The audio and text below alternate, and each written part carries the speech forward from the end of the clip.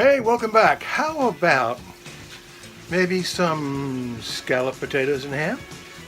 Are you hungry for a hearty, healthy meal?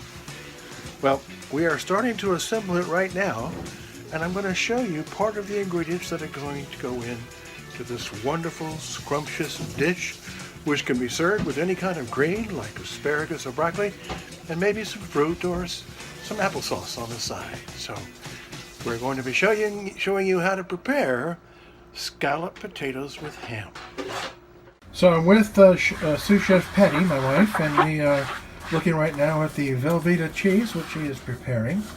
And what she has already prepared over here on this side of the room, the ham has all been diced and sliced up, ready to assemble. We have what looks like a very large yellow onion, nice sweet onion, and the potatoes have been sliced and they're sitting in a bowl of water. And we're going to go to the next step in scalloped potatoes and ham.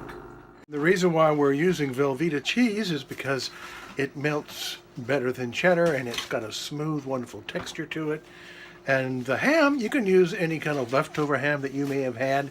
This is a dish that you can put together from purely leftovers. The potatoes, of course, would be preferable if we had golden potatoes, but we don't. We're making do with what we have. So it's time to begin the roux, and sous chef Patty is going to demonstrate briefly how it's done and what the proportions are. So how many tablespoons of butter is that? 6. 6 tablespoons of butter, which means around 6 tablespoons of flour, but it's something you need to eyeball, right? Mm-hmm. And of course, you have to watch it all the time so that it doesn't get burnt. And of course, over here, we have 4 cups of milk, which is going to be added to it to make our white sauce. So as you see, the butter is finally melted, and sous chef Patty is adding the flour, and she's going to do this by feel, incorporating that flour into the butter to create the roux.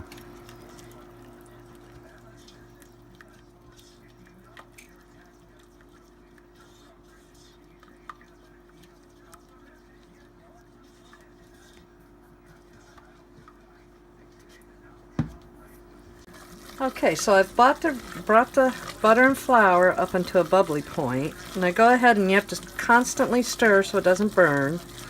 And I let it go for about 30 seconds or so in a nice bubbly bubble. And then we just go ahead and start adding our liquid. And I start with about half of it first. And that way you can figure out about the consistency it's going to be. And as you stir it, it kind of looks lumpy at first, but as the milk heats up, it'll all go in together without any lumps. So I'm just going to go ahead and stir this up until I bring it up to a boil, or up to a simmer, and then I'll see just how much more milk I need to add to get it the right consistency to pour over the potatoes. So sous chef Patty has been stirring for quite some time now, and you can see it's getting thicker. She hasn't stopped stirring since she started the roux. Okay, so I've gotten the roux up to where it's just simmering, and as you see, it's gotten really, really thick. And this is the time that I add more of the milk to get it to the consistency I want. If you add too much milk, you cannot add any more flour and butter. So it's better to let it be thick and then add liquid as needed to get it to the consistency you want. So now that I've got it to a little bit of a thick consistency, I'm going to go ahead and add my spices. I just do a salt and a pepper and a little bit of cayenne pepper. So the big thing is you got to constantly stir. Otherwise, you'll end up burning it on the bottom of your pan. So at this point, you can turn the pan way down to the absolute lowest, and that helps a lot. And I happen to like a lot of pepper, because you have to remember that this is going over top of all the potatoes and everything, so it gets real diluted. Okay, now a little salt. I just maybe about a teaspoon. And I like just a little cayenne, gives it a little kick. I like cayenne too. And I'm gonna I like a big kick. stir this in, and then once I get this incorporated, I'm just going to add some of the Velveeta cheese to the sauce, which gives it a little nice little cheesy flavor. And I really do like the Velveeta because it melts better and incorporates in, and you don't end up with a bunch of little globby cheeses in the middle of it. So I probably add maybe a cup of the cheese that I've cut up into the sauce, and then we'll just slowly let that melt in, and then I'll do the layering the potatoes and everything in the pan. So I'm going ahead and just sticking a little bit of butter kind of around the pan. That just helps it not stick a little bit while you're cooking. Okay, so now I have all the cheese melted in the sauce, and so this is about the consistency. It's not real thick, but you know, still runs, but it's going to be thick enough that when you add it to the potatoes, which have a lot of water, you won't end up with a real watery mess. And then I come over to my pan, and what I do is I start with a little bit of onions on the bottom, diced onions. Then I take some of the diced ham, just kind of throw it on there.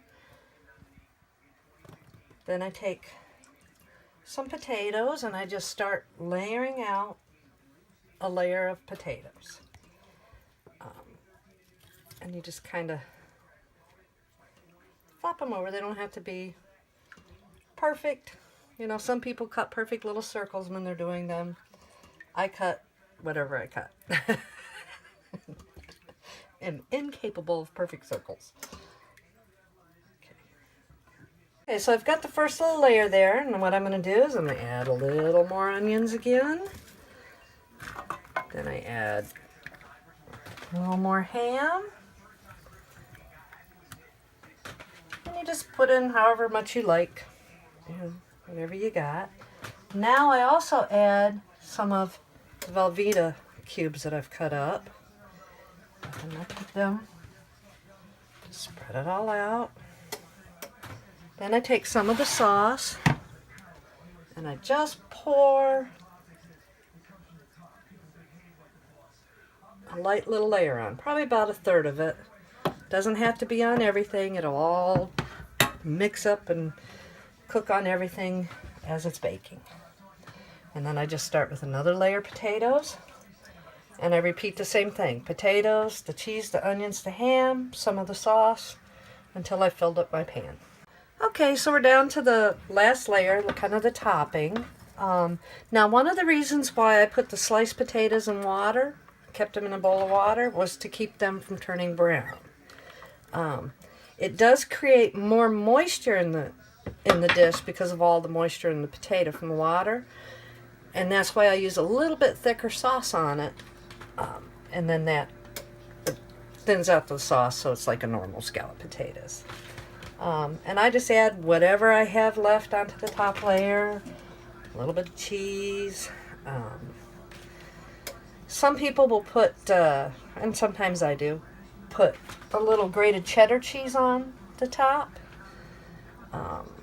or whatever cheese you like, if you like an extra little flavor in it. Then I just take the last of my sauce, just kind of pour it over the top.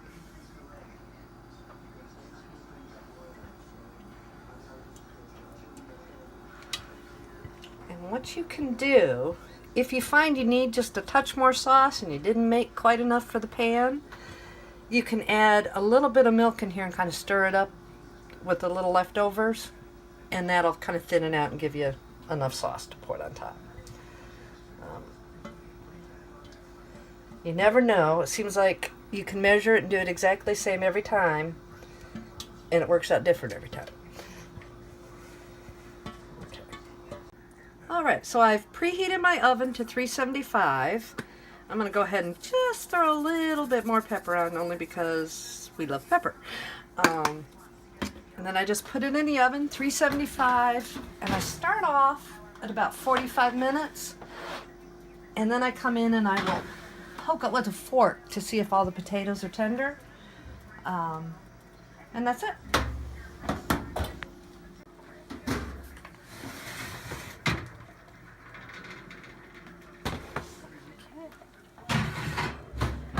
actually ended up cooking this for an hour, and I think it was just the thickness of the potatoes. So the way to tell if it's done is if you put your fork in, you can go through the potato. You know, your potatoes are soft. So anyway, we're going to let it set for about 10 minutes and then dish it up. I think green beans are wonderful as a side dish with it. And then either an applesauce or a nice spring green salad full of fruit. Something acidic to kind of cut into the difference of the cheeses. Anyway, that's it.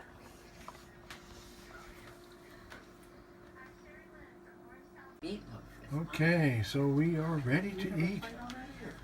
So this is the scalloped and ham potatoes, little green beans, and of course, freshly baked salt and pepper crust bread, which you can see on another episode of Captain Chris Cooks.